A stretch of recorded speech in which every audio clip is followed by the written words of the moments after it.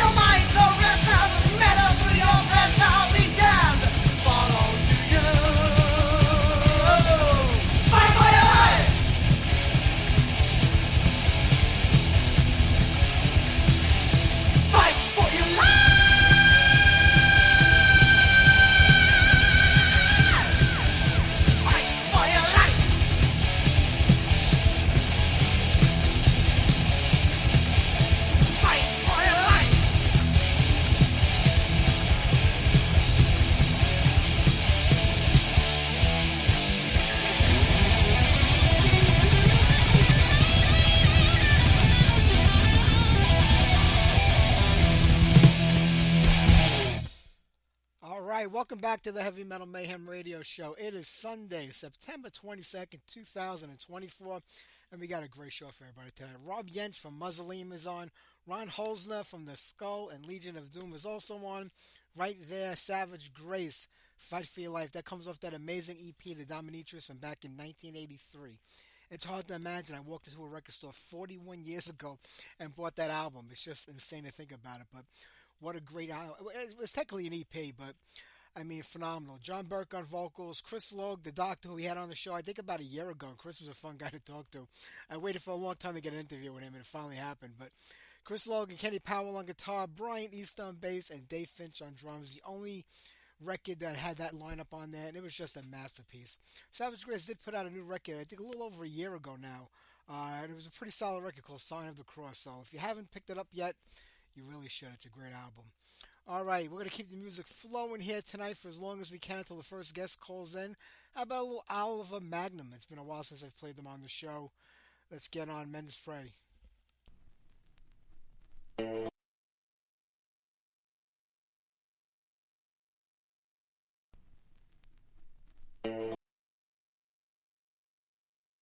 Okay, maybe we won't play that. It's not playing, so let's try to jump into something else. How about we do some brand new Satan, Sacramental Rights?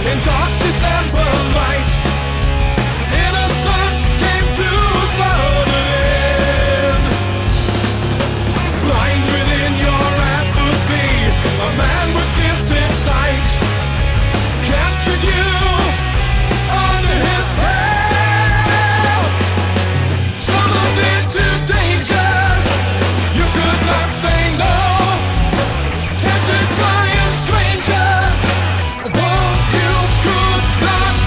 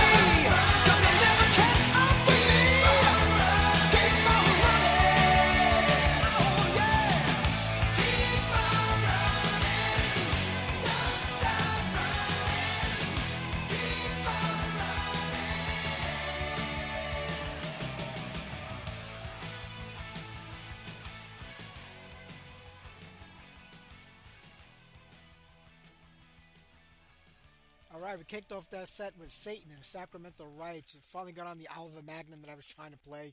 There was a little glitch in the system there with Mendes Prey. Brand new Mindless Sinner with Metal Merchants, and right there, Y&T, Don't Stop Running. I love like their early to mid 80s Y&T. The first two records that came out in the 70s, Yesterday and Today and Struck Down, they were pretty good hard rock records, but they really didn't define who the band was and what they were going to become. When Earthshaker came out in 1981, 3 years after Struck Down, they were a completely different band in my opinion, and they put out about 4 great records after that, with Earthshaker, Black Tiger, Mean Streak, and Rock We Trust. When Down for the Count came out, the band was starting to change. It was 85. They were going more in that hair metal route. And, there was great songs on that record. Dave Manichetti is just an amazing, songwriter. But it was definitely a little bit more commercial sounding for the next 2 or 3 records. And then I kind of gave up on the band in the mid-90s, Nothing really good came out in that decade, as far as I'm concerned, at least musically. That's all I meant, not everything in life, but there you go. All right, let's, you know what? Do we got time for one more song? I think we do. Let me get on, you know what? Christian wanted to hear MOD, Get a Real Job. Personally, I think Billy Milano's the biggest schmuck in the world. I never liked the guy back in the day, and I probably still feel the same way about him today, but let's get this on for Christian.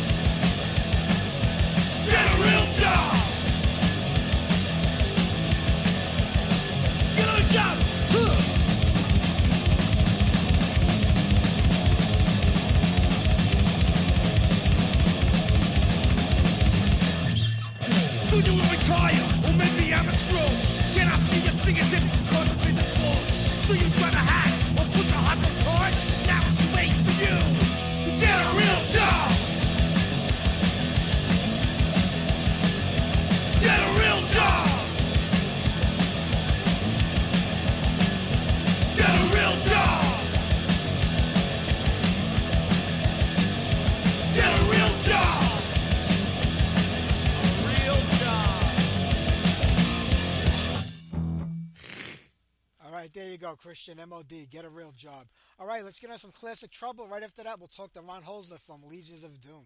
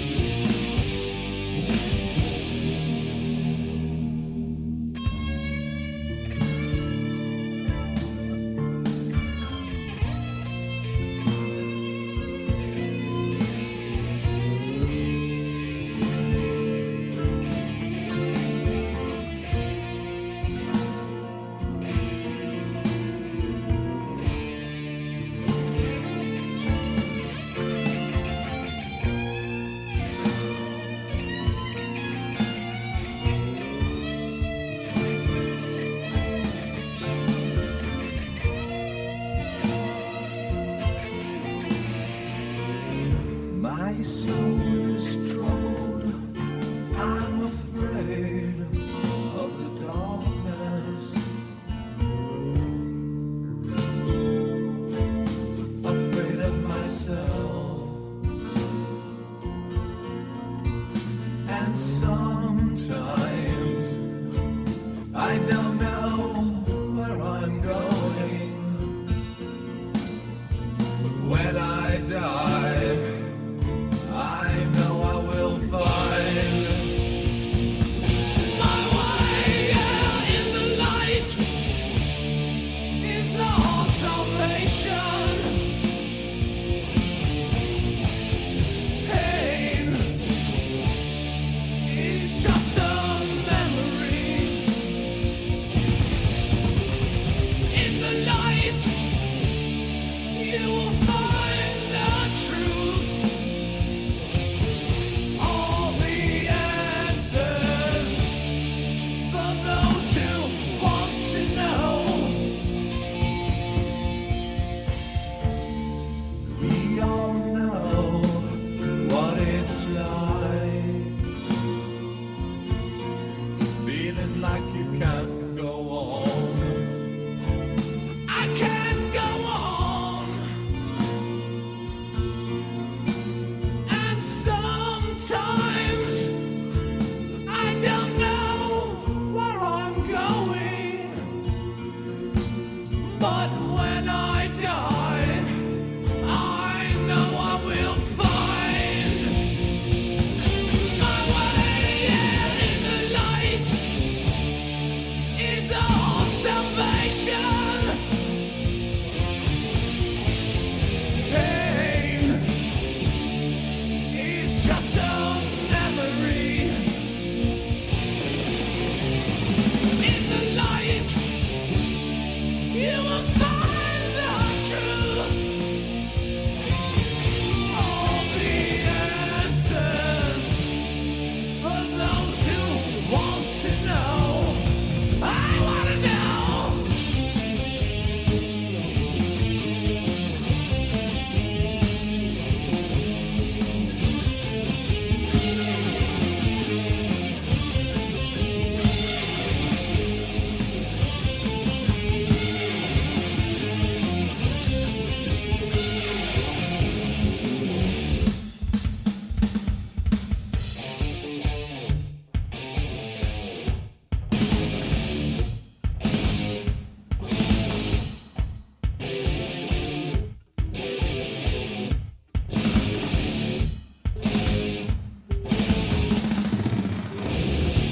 Cross over children to the other side.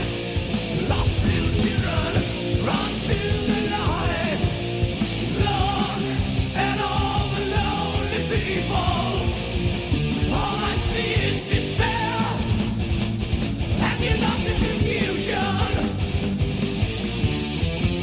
All the welcome on the other side. Run to the light.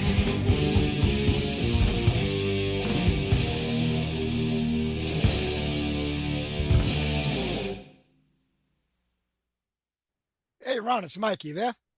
Mike, I'm here, man. How you? Just getting my hot toddy rolling. I hear you. How you feeling today?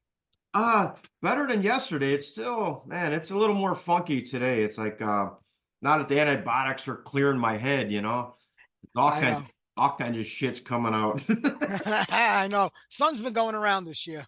Oh, it's not, yeah, it's it's worse than normal. So it ain't COVID, so that's fucking good. That's always a good thing. But I'm glad you're feeling a little better today, and I'm glad we get to finally talk because, man, this new Legion of Doom record is absolutely amazing. You guys, I think, blew it out of the water with this record. Thank you, man. It is a long time coming. I'm it was a point where I didn't even think it was gonna happen, you know? It's like so just as I got the records in my hand, like last week all the boxes came, I opened it, I'm like had a tear in my eye. I'm like, man, it's been a hell of a last few years, man. It's It's been crazy. I mean, between Eric passing away, kind of people thought that was going to be the end of the skull, and it would have been done after that. Then this tribute came out with the Legions of Doom, and you turned it into a band, which I think was impressive because you didn't rely on the skull. You went with something a little different, a little something new, but yet paying homage to what you guys created with all those other albums.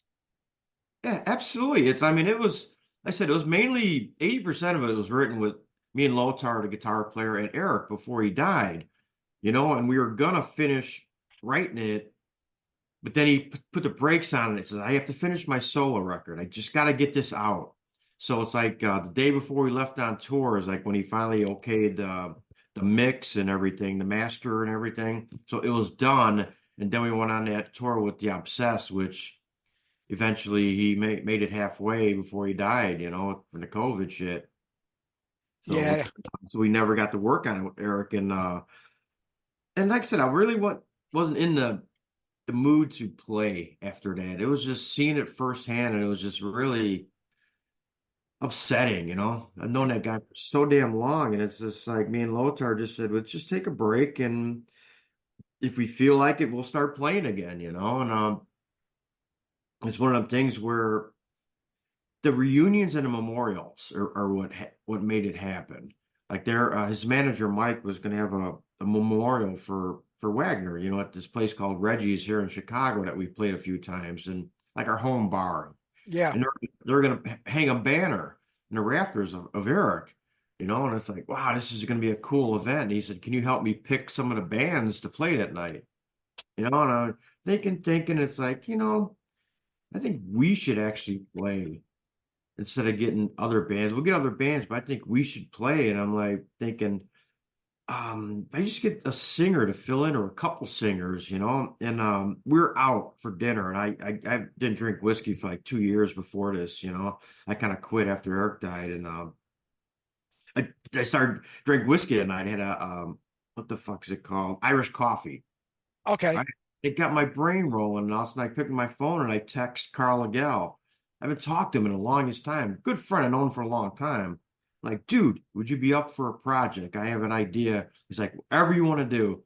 So I ended up talking to him the next day, and it's like, hey, we want to see if we could try doing this memorial show and play a bunch of the Skull songs and some Trouble stuff. Would you be into it? So he was into it. So I was like, okay, let's just do this. Then the four of us, me, Matt, Lothar, and Henry, all met in Texas where it all ended, and decided let's rehearse and see how it feels, and we rocked in the rehearsal place. It felt great. And then Henry brought up, hey, this is Eric's birthday today. I was like, wow. Wow. Yeah. So then we knew we got to do this, and then that's what got us playing again. So I mean, a lot of shit happened in between. I can keep rambling if you want, but Go right ahead. questions. But no, then we figured, okay, we'll get Carl, and I got a friend of mine, Bruce Lamont from he sings in Led Zeppelin 2, Yakuza, and a bunch of these local bands. Great singers. So he joined us, and we did this memorial show. Eric's family came out. It was really emotional that we could actually play again and do it, with Carl singing for us. Sorry, man. Then decided to do a bigger one out in the suburbs, and Bruce couldn't do it. And Scott Riegers got in touch with us and said, hey, I want to come to this and hang out with you guys and maybe sing a song or two. And I'm like, yeah, that sounds great. So the second memorial was bigger, and we had some free time because the band dropped off the bill. And I go, hey, let's play some of your guys' songs. I always love the Blind record, COC. I'm like, let's play a couple of them songs and let's play some Vitus tunes. So So we put together a set and decided to call the band Legion of Doom, And so we opened for ourselves at that show. And it kind of just stuck on because we were having so much fun. It's like, I'm like, hey, would you guys, as Legion of Doom, help me finish the Skull record? And they all wanted to do it. And Scotty's like, you got to keep the Skull alive. I love the Skull. So let's do this record and see what happens and carry on. And And that's, I'm glad that you guys did that. But it gets confusing for some people because the record is called The Skull 3. They relate it to the band, but it's Legion of Doom. But yet the album was basically written as The Skull, and when it came out as The Skull. So a lot of people don't really know which band is which. And really, how do you differentiate the two? If you decided, hey, we're gonna go do a Skull show now, or we're gonna do a Legion of Doom show, how would you separate the two? Or is it really just one, maybe one ping more with the with Scott and Carl? I mean, how do you make it work? we were kind of, it was loosely separated to put, because as we were putting the Legion of Doom together, we would play as the Skull, but not in Chicago. Like the Skull, it's once and for all, the Skull, when we play as the Skull, we want to play 90 to 95% of Skull material from the two records. Yeah. And basically counting this record, that would be included in it, and some Trouble songs. That's what the Skull is. Where Legions of Doom is a sum of it's legions. We had the S on it because it's legions, because it is many. It's my history, Carl's history, Scotty's history. So we're playing Vita songs, we're playing TLC songs, Trouble, the Skull. We're gonna play some Leadfoot, and it's for all of us. So that's what Legions of Doom is, the combination of all of our careers and all the music that we've created over the years. So the Skull is separate, but once in a while, if we're rehearsing for something, we might add a song in there or two that usually the Legion of Doom does. But but it is a separate entity, even though it's the same but different. No, but it makes complete sense when you say that because it's an amalgamation of all of you guys together and what you did musically throughout all your bands, where the Skull would just kind of feature the Skull and maybe some of the old Trouble songs. And Right. for people that remember, you were in Trouble back in the day. Most of the guys that were in the Skull, Jeff before he left, he was in the Skull in the beginning, and you and Eric, and I think you were probably the last one or the last holdout to stay with Trouble. And then it was 10 years later when the Skull came. But I remember going to Chicago. I think the place was called the Thirsty Whale.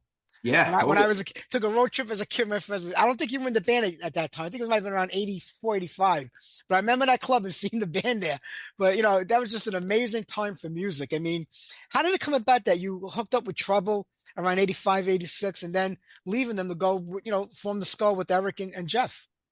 Well, a friend of mine I went to high school with was working for Trouble.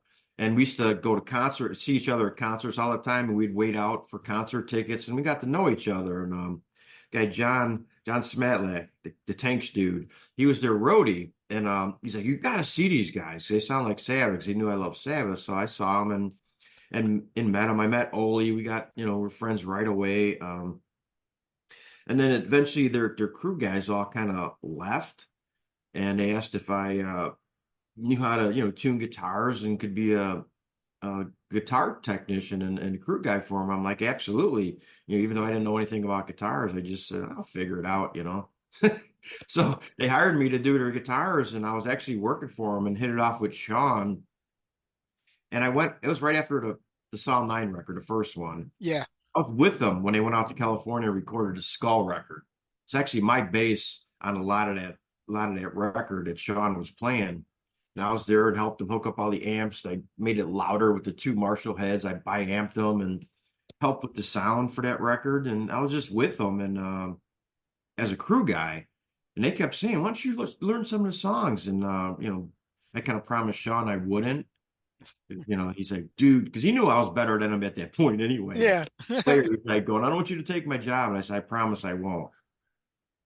And then eventually they fired him and said, "Dude, you either you Right. sign this record or we will," and I didn't want them to ruin it. So I said, "Okay, I'll to run a light record," and I played on it. And basically I was with them, I guess from 86 to 2001, 2002, something like that. Yeah, it was a long run. And, people didn't know what to make of Trouble when you guys first started out because at that point, every band was getting faster and heavier and speedier. And, Trouble was a throwback to those days of, like I said, the Black Sabbath days. And they were completely different than anything else going on at the time.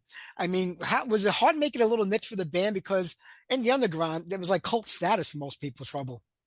It was really hard because, like you said, you had the bands like Venom and Slayer, like that it was just death metal. There was all these subcategories, satanic bands, whatever, and then glam, And the thing is, even Sabbath at that time was looking kind of glam, like the hair metal Oh, bands, yeah.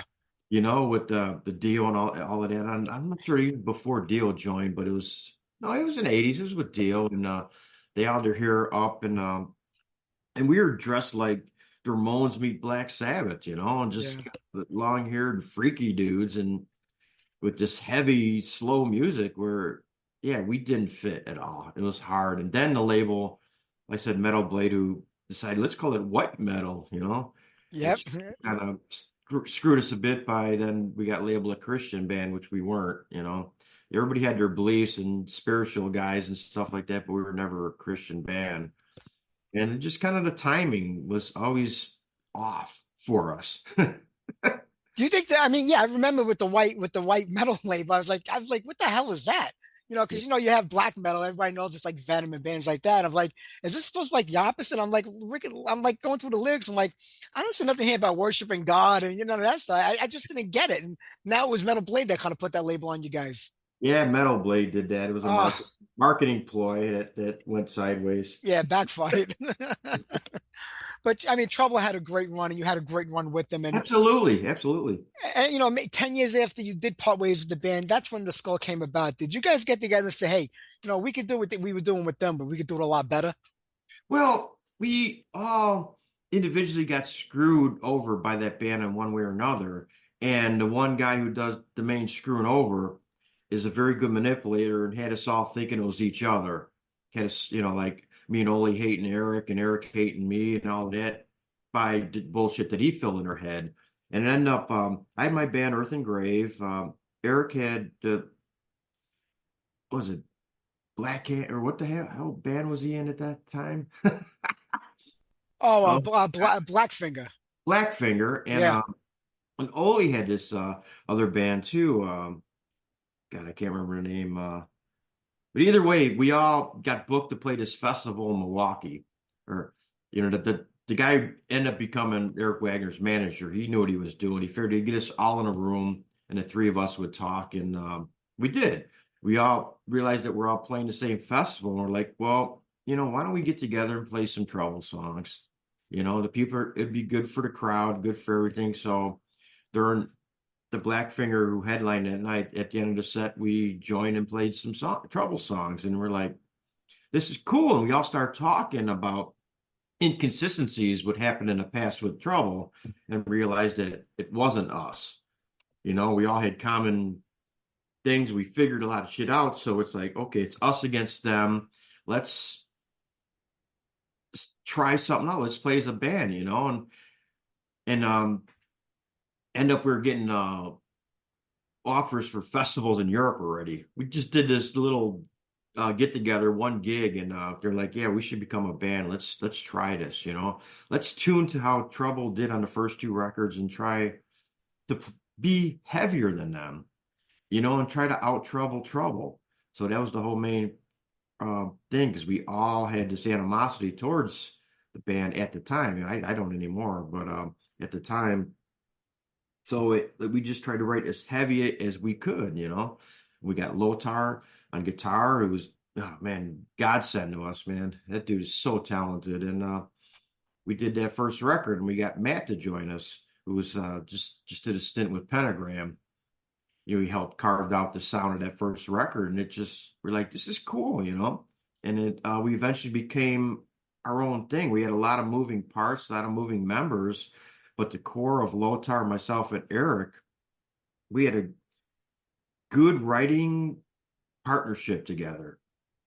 It's on all three records, and we had a really good working relationship, and I think we carved out a niche in the music scene as our own band. And eventually we just kind of, the first record was try to out Trouble, and we realized this doesn't really sound like Trouble. It's a lot slower and a little more, I don't know, It took on a life of its own, absolutely. yeah, absolutely. So we're happy with that. We're like, whatever, let them guys do their thing and we're gonna do our thing. And that's how it continued. Yeah, well, they haven't been doing their thing very well. I mean, who's the troublemaker, Rick or Bruce? I I I can't say. You can't. I You're just doing gotta it. say, I saw Bruce the other night and me and him get along great. It was Oh, so nice. okay. All right, so that's that. You don't have to say no more. We got it now.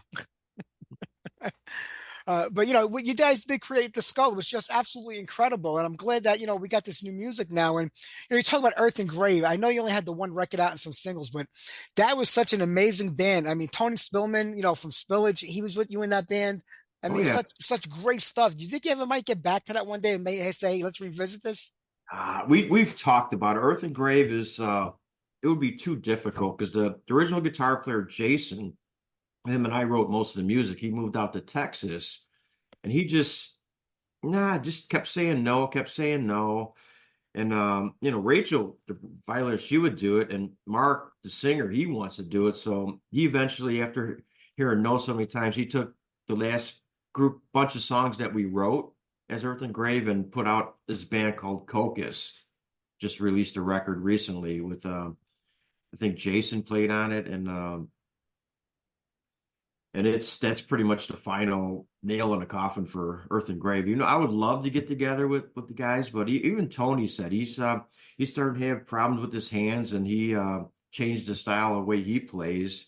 He said he probably wouldn't be able to do it, and it's at this point, But I'm never gonna say never. If Jason gave me a call and said, "Hey, let's do a show," I'd do it in a second. That would be great if that would happen. And maybe, some festival might throw you an offer out there and, you might be able to put something together. 'Cause it's a shame when, such good music is, that's why, like, if Eric, I said, I don't know if these guys are ever going to go back to the skull or what they're going to do. No, it's up in the air at that point. Nobody knows what's going to happen. Then you say to yourself, to see all these albums, all these songs disappear and die off. That's a Exactly. shame. Yeah, It is a you shame. know, It's and like it's like seeing a book being burnt. It's like yeah. it's just, no, you could always listen to the records, but it's nice seeing bands play the stuff live. That's where it's all about. And with the new lineup, you got Scott and Cole, two singers of two different ilks. I mean, they completely different than each other. When you're writing that, I mean, like they said, most of these songs were written, with Eric and Lothar back then. But with new music coming up, how do you separate who sings what? I mean, are you going to write for each one's, individual style, or you're just going to put stuff out there and see who gravitates towards it? That as we write the new record, it's gonna be interesting. I'm not sure. It's like because Scotty Riegers and Carl, they both had their own unique styles. It's kind Yeah, of like what Carl was saying, jokingly said, it's like hope and despair. The songs of hope and despair with Scotty, whatever the lyrics are like. Because Scotty doesn't write a lot of lyrics. He's great at the melodies, but Carl writes lyrics. So it's all of us getting together and finished an already almost finished project, the Skull 3 record, but getting together after this is going to be a whole new thing for all of us. So I don't know how it's going to shape out, but we're going to make sure there's enough songs for both guys, and it's kind of easy with their styles. Like, okay, this like Carl would sound better on this song, and Scotty would sound better on this song. It's just like a feel thing that we do. yeah. And I if think we don't have enough, we'll just keep writing more, just to balance it out. it does help, like we said, that they're both kind of distinctive in their own right. So it does make it a little bit easy. But you talk to a lot of bands out there, and when they say, who's like the hardest guy in the band to deal with, they'll always say the lead singer. You guys went with two, so I mean, you got your hands full over there. Yeah, there you go, man. But you got two great ones over there and two winners. So now that this album is out, I mean, what are the plans for the rest of the year? I mean, are you going to look to get out there and start touring behind this, or is touring even possible with so many guys? With all the Yeah, schedules. right now, yeah, with the schedule, it's really hard. And Henry, our drummer, just joined Pentagram, and they're doing a new record with Bobby Liebling, which is insane. So that is going to be a difficult thing to balance with our schedules. So we're right now. Next week we have 3 shows next weekend. We play Desert Fest in New York. I know. I'm going to be there. The one in Brooklyn. Yeah, So Brooklyn. Yeah, on the 12th, and Boston the next day, the 13th, and we fly to Raleigh and do the 14th. And Then we do Austin Ripple Fest the next weekend. And we got a gig in Chicago, November 1st, 2nd, and 3rd. We're actually just Skulls playing that festival and Legions of Doom. So that'll explain to a lot of people when they see that, even though I'm going to mix up the set list. Yeah, double duty. That's a lot of playing. But you know what? It's good that you're busy like that because it's important to get out there and get the band out there playing. I have a feeling we're going to be playing a lot in a lot of places next year, a lot of the festivals. And I mean, I can't picture us doing a long tour, but I can picture us playing a lot of the festivals. That's the big thing. Most bands, that's really all they want to do today is just try to get on that festival circuit and fly to different countries and play the show in front of large audiences instead of slugging out in the clubs, from city to city.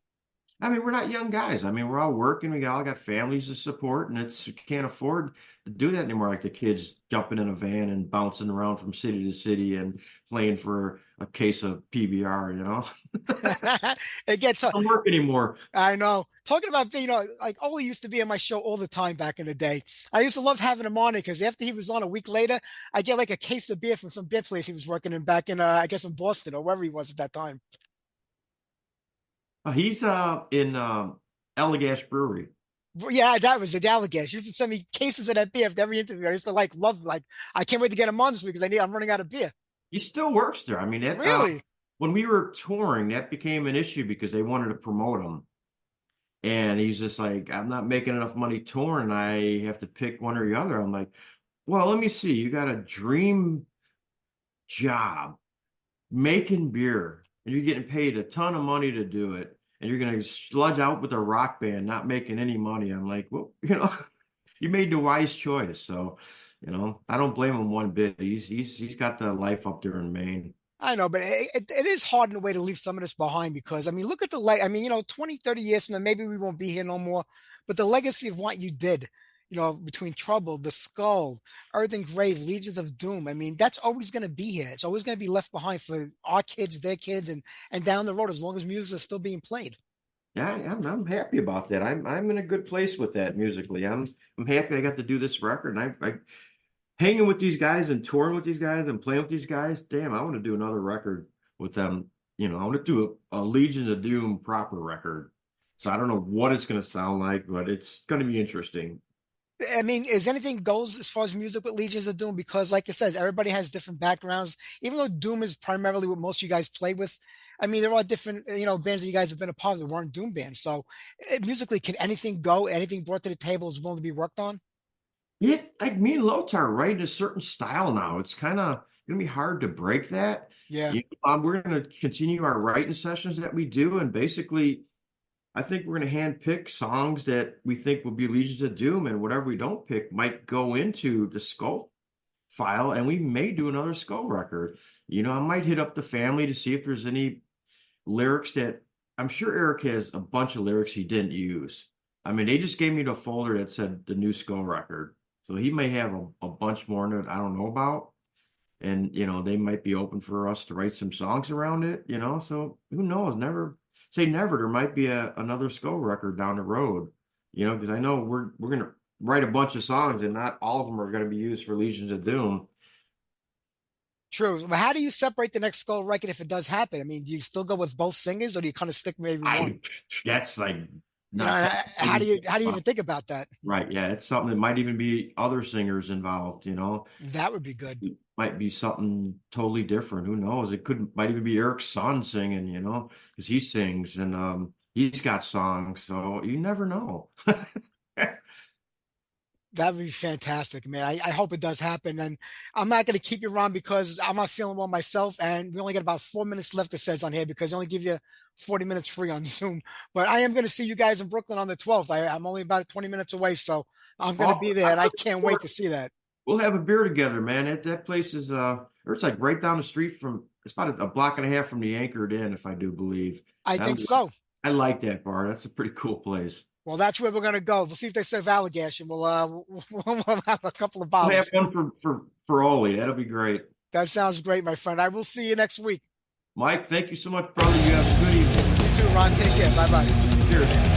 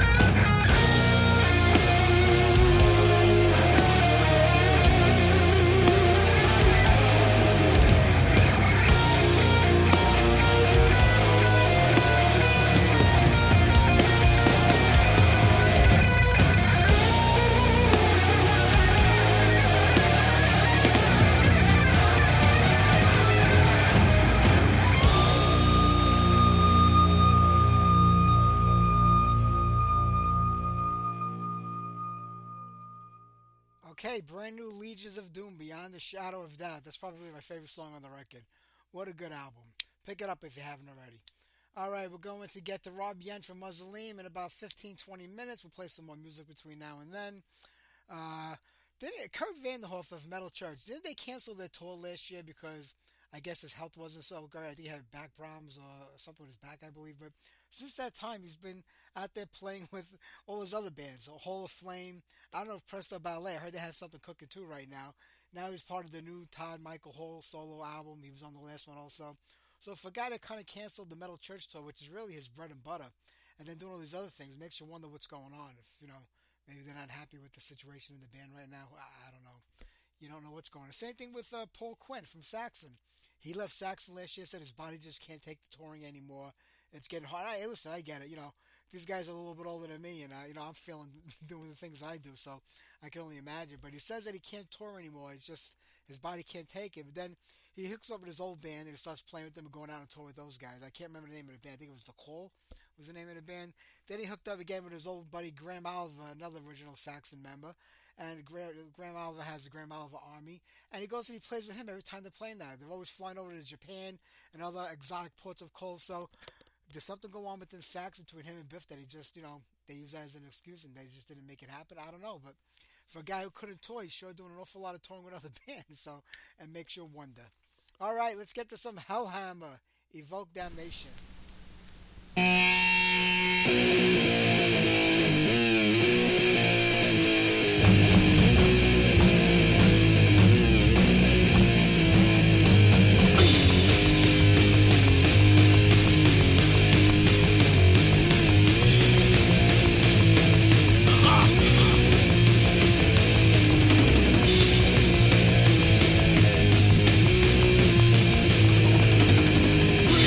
Days of the bloody lights.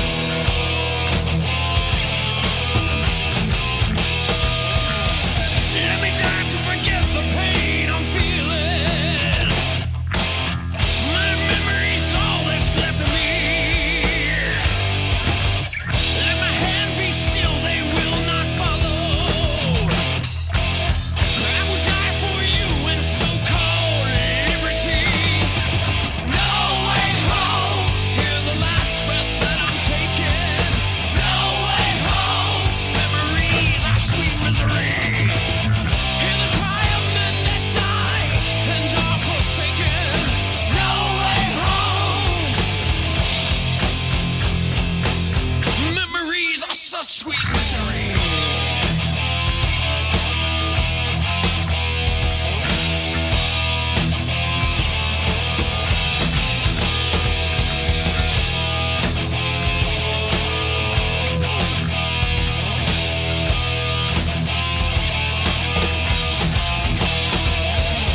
Sirens ring as the bombs close in the distance. On our knees, pray death won't claim us all. Bodies burn, kids are hope to see tomorrow. Children cry, we've forgotten what is right and what is wrong. Yeah, no way home. Hear the last breath that I'm taking. No way home. Memories are such sweet misery. Hear the cry of men that die and are forsaken. No way home. No way home. Hear the last breath that I'm taking. No way home. Memories are such sweet misery. Hear the cry of men that die and are forsaken. No way home. Memories are such sweet misery.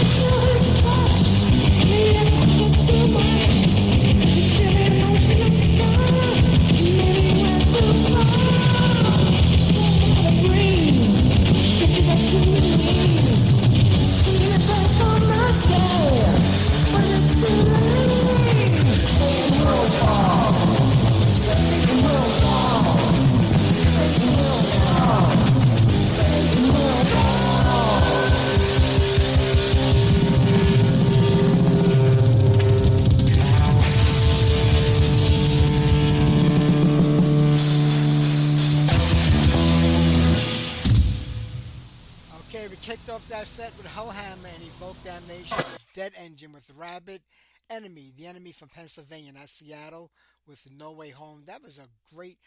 Dive Bomb Records put out a compilation by the band of all the earlier material. I think it was around 2018, 19. Pick it up if you can. They did a great job on that package. And then Jackhammer, Satan Will Fall. Jackhammer morphed into Whiplash about a year or so after this demo tape. They had two demos. This was the Lethal Injection demo, the first one. This was actually the first demo tape I ever bought. I traded for a few tapes in late 82, early 83 as a pen pal back then, and that's what we did. And this was the first one I ever bought, like the actual original cassette tape of a demo. And I wound up getting many more over the years. I think I'm up to about a couple of thousand. So it was a great time back in the 80s doing all that stuff. All right, let's get to Rob. We got to talk to Rob from Mausoleum. How about we play a song from... This is a band that he had a long time ago when he was a kid. It was called Volatile Zylog. They remind me of Hellhammer, this band. They always did. I thought it was a great demo tape that they put out back then. So I'm going to play a song off of that. We'll talk to Rob, and we'll get on some brand new Mausoleum for everybody.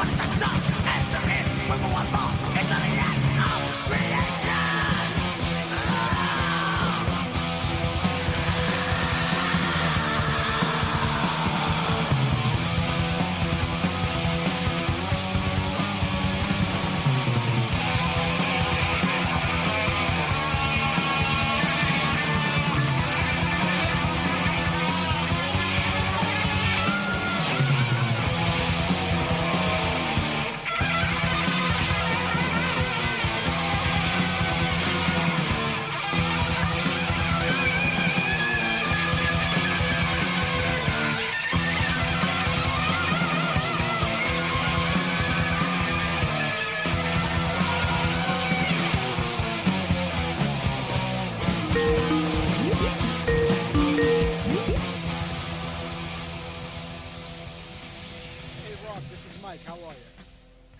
Hey, Mike, how you doing, brother? I'm doing great. I'm talking to you today. Couldn't be a better night. Awesome.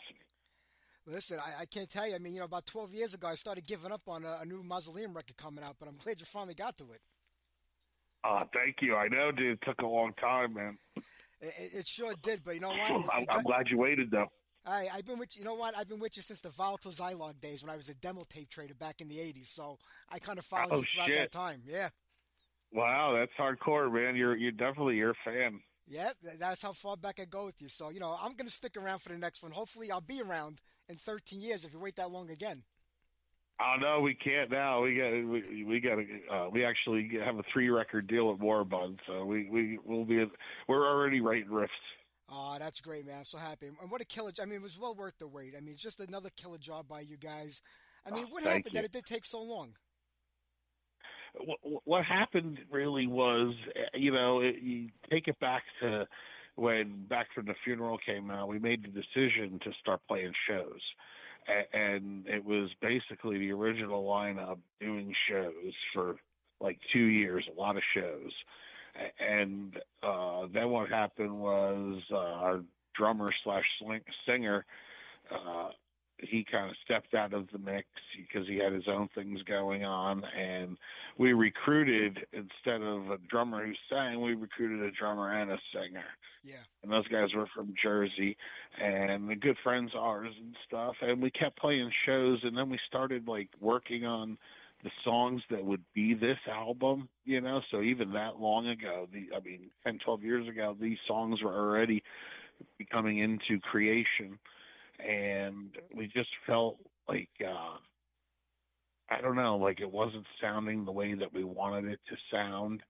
And even though those guys had been great for like doing the live shows and stuff and are excellent musicians, we just felt like the band's sound was changing, not in a way that like we liked. So, we made the hard call of like, just going back to Johnstown and working on songs again from scratch. And Craig, our guitar player, became our singer, and he worked for a while to be able to have the right cadence and sound that we want. We kind of like that, Chris Reifert kind of apple in the mouth kind of, Yeah.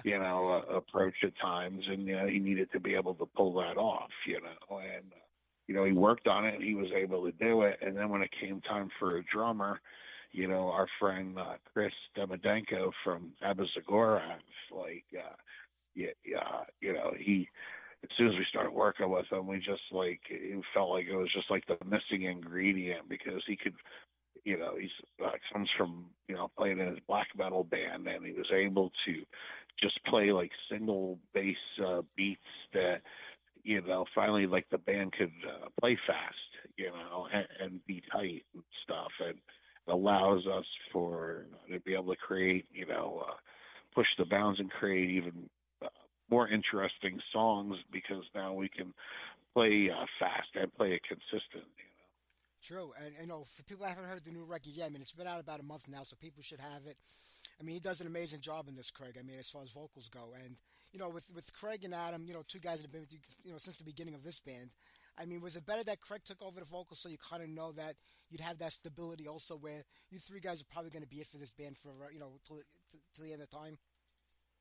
Exactly. That's the core, I mean, Chris is our brother now too, but it's like we knew that like the more duties we share with other people, the more we have to count on other people. Yeah. And it's like if we could just keep it in house. So the decision was like Craig would do the main vocals, but also like Adam and myself and Chris, we all do backups and stuff.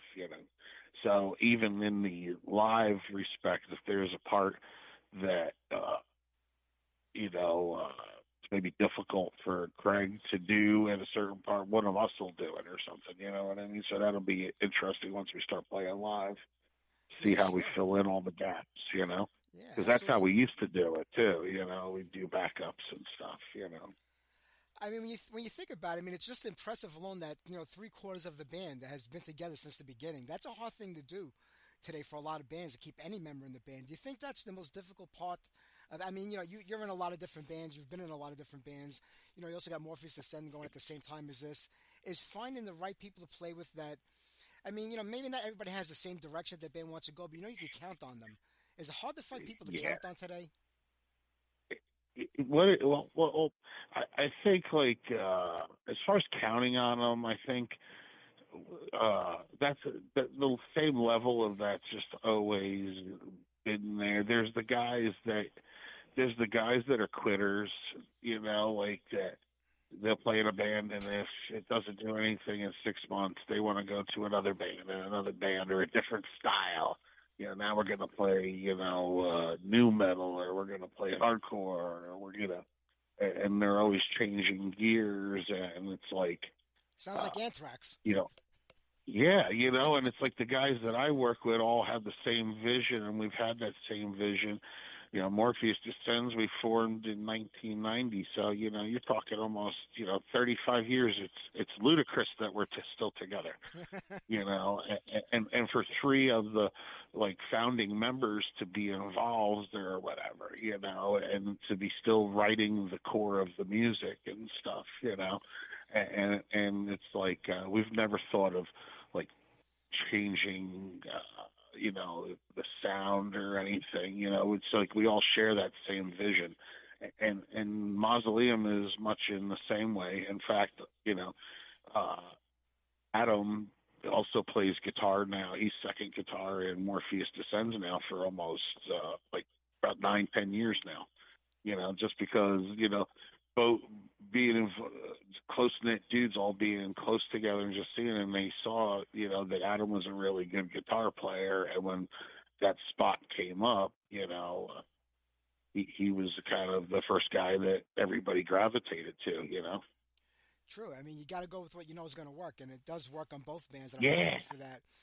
For people that don't really like follow metal closely, they kind of think that everything kind of blends together, like black metal and death metal. It's all the same to them, but it's really different, and there's different vibes to both music, and you kind of focus on those two genres more than any other one. I mean, like we were talking about Valta Zylog before. I don't know where I would categorize them. Maybe thrash metal back then. You reminded me a lot of Hellhammer, back in the early days of Hellhammer with that band. But, death and black metal are two different things, I mean, musically, in my opinion. Absolutely, the boundaries are blurry now because there's death black metal bands and there's black and doom bands, and like there's bands that are now amalgamations of so many different genres. I think everything's been every different style's been mixed, but there's a distinct difference between old school death metal as opposed to technical death metal, and that's different from black metal or stoner doom, or they all have they have to have certain qualities. True. I mean, Morpheus or Mausoleum, they both have that old school sound to them. Two different sounding bands, two different vibes from both of them, but they both harken back to the original classic days of that genre. And when like classic metal kind of started fading out of favor in the early 90s, death metal, it lived on. It never disappeared. It never faded. That fan base was always there with it. Yeah, and the same dudes stuck it out, Yeah, like the same bands and everything. And, and like my take on the two bands that I'm in, it's like, Morpheus, we lived it, band formed in 90, our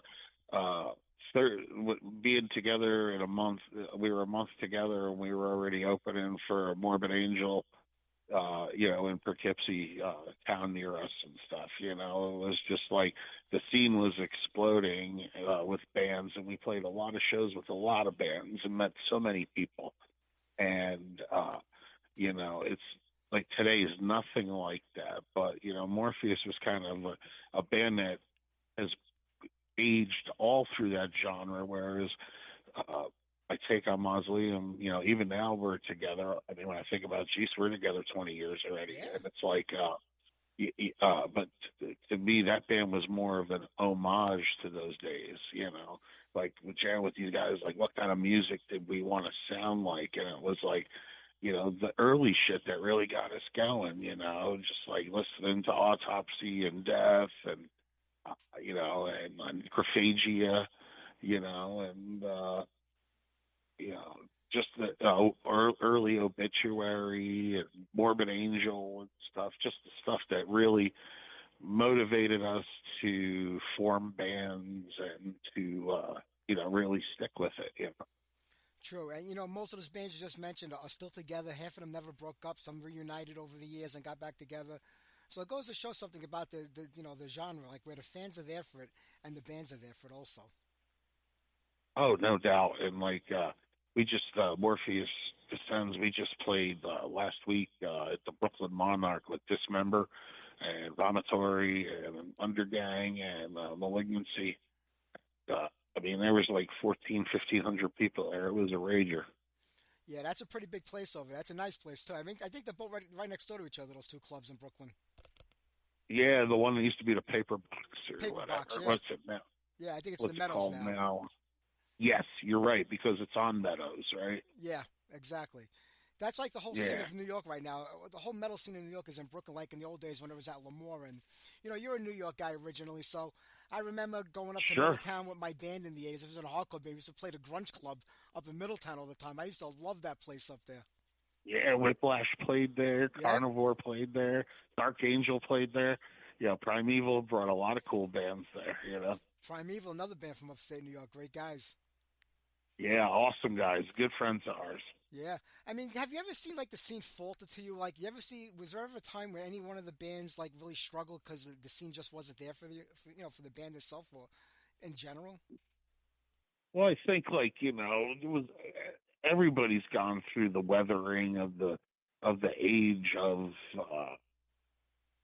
this genre, and maybe coming to terms with like, they're not going to be the, maybe the most popular band that they like to be or something, but they can't put it down. It's like with us, we play music for us first. It's like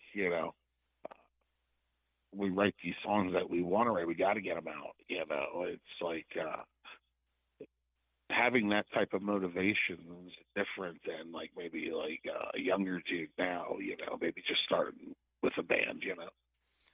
Yeah, I see these young kids getting started today, and I mean, I say to myself, I don't know like what the future is going to be for them because it seems like when all the big A League bands start fading away and there's no places left for them in like the arenas, and I don't know who's going to be moving up. I mean, I just don't see it. It's such a crazy business today, worse than it ever was. I mean, people talked about the record company days, how bad they were, but I think it's even worse today for bands like the Yeah, from Granada. absolutely. It's so hard. Yeah, yeah, and the only way like these like big bands make money is charging outrageous prices on their like tickets, to see them. Yeah, it's It's just insane. crazy. It's just crazy what it costs to go see like a popular band.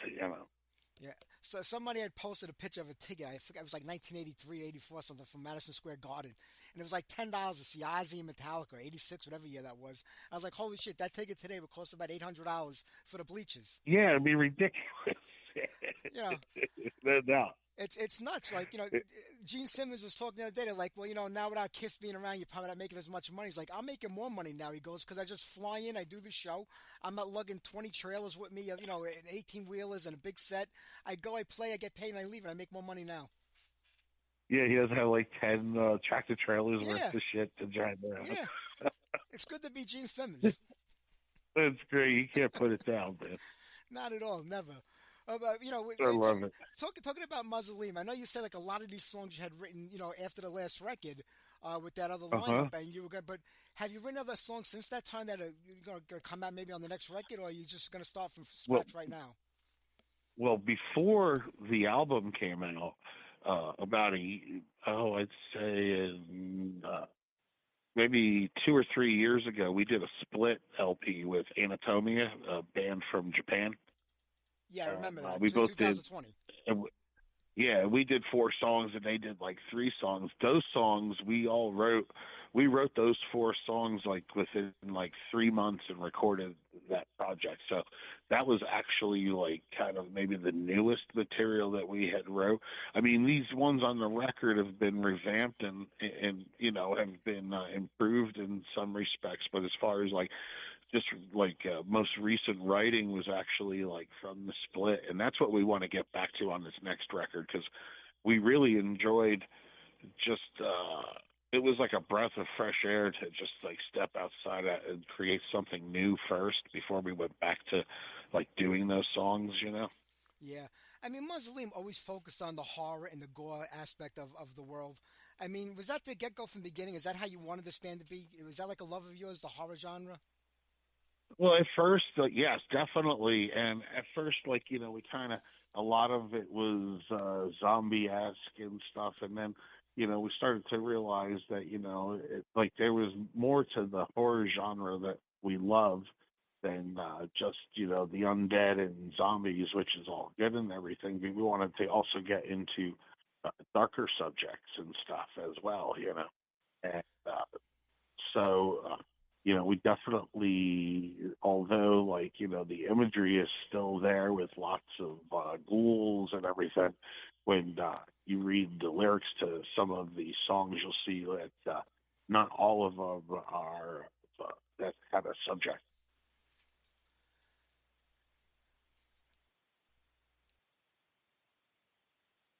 Hey, Rob, I think I lost you there. Are you there? No, can you hear me? Yeah, okay, Hello? it just dropped for a sec. Okay, I got you back. We're good. Okay. Oh Cool, yeah, no, cool. I could, I definitely hear that. But there's so much you could write about in that genre too. That you could write memes of albums just based off the horror and gore world. Yeah. Yeah, exactly. We just want to, like, just like, gobbles of guts and stuff. We figured, try to get into some darker tales too. Different subject matter because there's so much stuff that we love from all those old 70s and 80s movies. Oh, absolutely. I know you said like you had to revamp a lot of these songs because they were written with different players in mind when they first were started back then. How much did they change? Did they change drastically, or was it more to fit the new vocals? I think arrangement wise, we I think previously maybe we played things maybe we played the more long played some of the riffs maybe longer. I think this is a more streamlined version of those songs, and also what really changed the dynamic for me was hearing the new drums that Chris had wrote for those songs, and not letting him hear what was done previously so that it wouldn't influence them.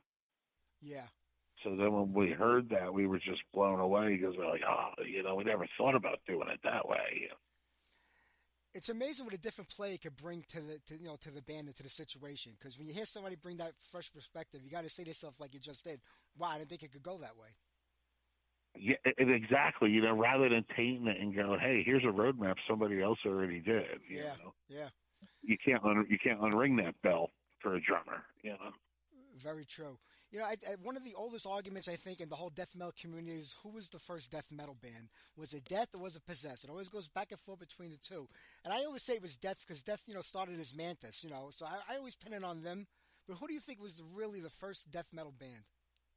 Well, you also had Strapato going That's on right. too. Slaughter, In yeah, Canada, yeah, Slaughter going on. Chuck went and hung out with them for a while before true. he came back home. So that you got to kind of keep them somewhat in the mix too. True. I think they were all searching for the right thing. I think when Chuck came back, from that he knew what he wanted to do. The same thing with like uh, when Chris and Chuck worked together on the first record. They parted ways, but both of them knew what type of music they wanted to continue to play. Yeah, that's very true. I couldn't agree with you anymore in that situation over there. Even with Rick and Terry and them doing Massacre, like everybody just kind of continued on with the formula that they want to kind of like create. Yeah, and what a lot of people forget was, this is 82, 83, 84. We didn't have the internet back then. There could have been a band living right around the corner from you that you didn't even know was back there doing the same thing you were doing. Nobody knew what other people were Yep. doing until the tape trading scene really started kicking in. And, people were swapping tapes all over the country with pen pals. The old days before the internet, before computers. But nobody knew It what was anybody so else was doing. different. I think it was a lot easier and a lot better back then than it is today. There's better quality control because there was like if you sucked at mail, then people just didn't trade with you. That's true. You had to be quick. Yeah, you had to be good, to keep like getting all the good stuff, I, I, I I and used like I used to have about 15 pen pals all over the country and even over in Europe and in Germany. And I remember getting those tapes and waiting, like, it'd be weeks sometimes to get tapes in the mail. And you couldn't wait, but that's how you discovered all this new music. everybody online hated me at the post office. I come in with like a hefty bag, and like ones for like different countries and stuff, and people would like be irate because they were going to be there all day unless they open up another line or Yeah, something. that's true. We most people focus on the internet today. They'll use Facebook, Instagram, any kind of social media account to promote their bands. Yeah. Is that the only way to do it today? Can you still go around and put up flyers on telephone poles and seeing who's going to read them and show up at the show? No, I don't think so. I think those days of like local interest. I think even after COVID and stuff, like I don't know, like American society is kind of brutal on live music. You either pay big bucks for it, or you have no or they put no value to it at all. True. Like And, it should just be free or something. well, that's that younger generation where they expect everything to be given to them and given to them for free. Where even though I get albums from the record labels for free, I get the downloads. I still go and I buy them. I go to the store and Sure. I buy them. I order them online if I can't find them in the store. I still buy my music because that's how you support the bands. Yeah, And this, and, a collector doesn't want a promo. no, you got to buy it. You support the band. There's a lot of small independent labels that aren't robbing the bands. They're doing the best they can for them.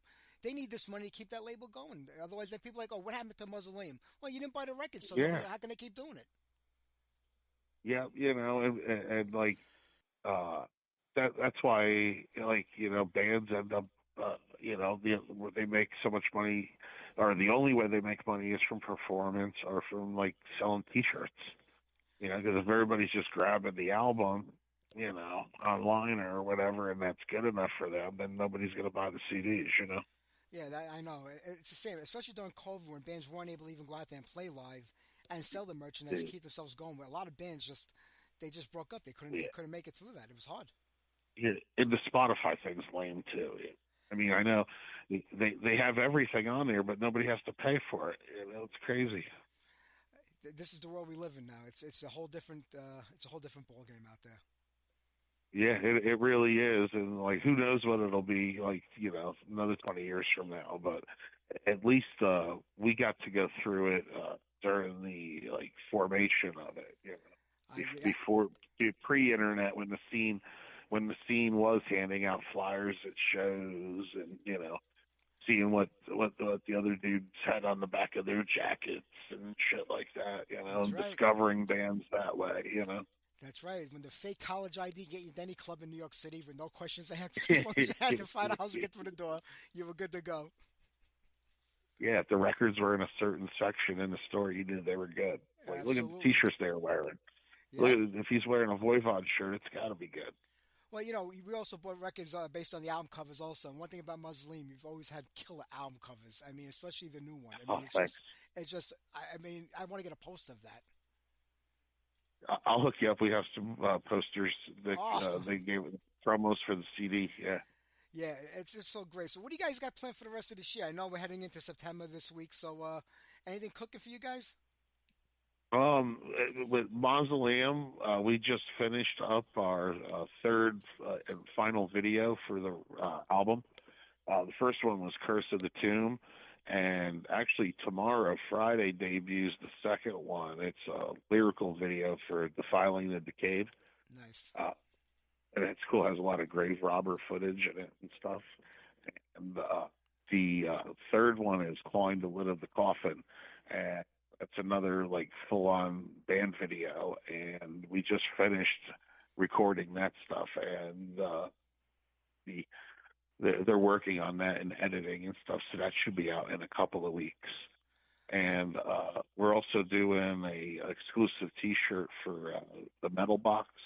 That subscription service. So that we're going to have a T-shirt in one of their subscriptions that's going out. And we've been writing riffs and stuff, starting to gather what's going to be, the fourth record, which is not going to be a 10 or 12-year wait for anybody. We have our way. It'll be within the year. Oh, that's great. That's the best news yet, besides having this new record out. Well, The Fountain of Decade's been out since August 9th. So people are already getting it. I know more people are going to buy it after this press release and all these interviews that you're doing. But I'm going to let you go now, Robert. I mean, such a big fan of the band. Always have been, always will be. I can't wait to see you guys live so again, much. man. So, the I best of very luck with much everything. appreciate the interview. Oh, it's my pleasure. And shoot me an email so I can send you a poster. I'll do that, buddy. You have a great night. We'll talk soon. All right, bro.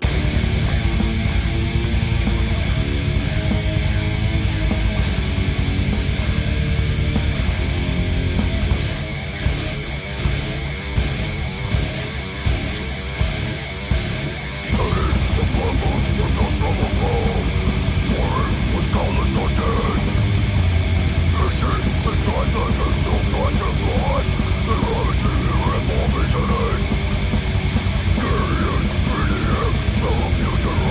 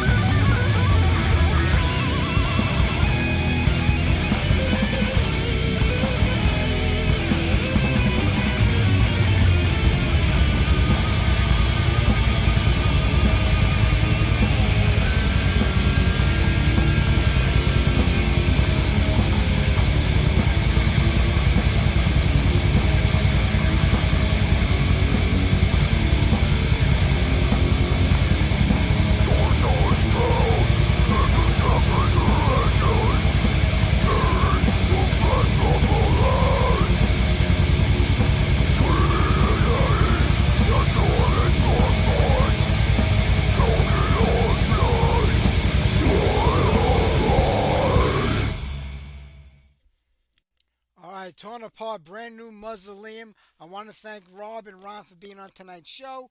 We got one more tune and we're going to wrap it up here tonight. We'll see you guys next Sunday. And hey, next week we got, who we have on next week? Oceans of Slumber and Richie Kotzen. So don't forget to tune in next weekend. How about we close things out here tonight with a little Vendetta? It's a little quickie. Never Die. Take care, everybody. Have a great week. I'll see you next Sunday night.